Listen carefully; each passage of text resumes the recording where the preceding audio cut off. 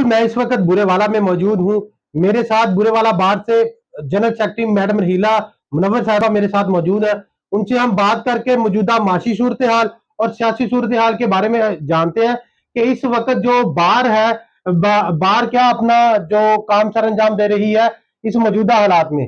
जी madam अस्सलाम वालेकुम। जी वालेकुम सलाम। जो जो मौजूदा जो सियासी और मुआशी सूरत-ए-हाल है उसमें बार का क्या किरदार है?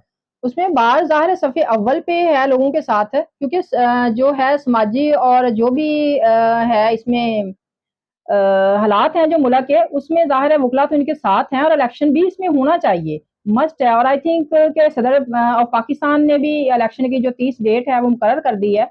इसमें ओवरऑल वकला ये चाह रहे हैं, बल्कि बाकी आबादी भी अवाम चाह रही है कि इसमें इलेक्शन तो मस्ट होने चाहिए, क्योंकि जब तक इलेक्शन नहीं होंगे तब तक मुल्क है, बार है, कुछ भी है, तब तक हालात स्टेबल नहीं होंगे। जी, आपने इनकी बात सुनी, इनका यही कहना था कि इलेक्शन होंगे तो मुल्क के माशी और सियासी सूरत-ए-हाल बहुत बेहतर हो जाएगी। इनका मज़ीद ये भी कहना था कि 30 अप्रैल सदर पाकिस्तान की जानिब से तारीख इलेक्शन का अनाउंस कर दिया गया है। मज़ीद इंशाल्लाह इलेक्शन होंगे तो मुल्क के हालात ठीक हो जाएंगे।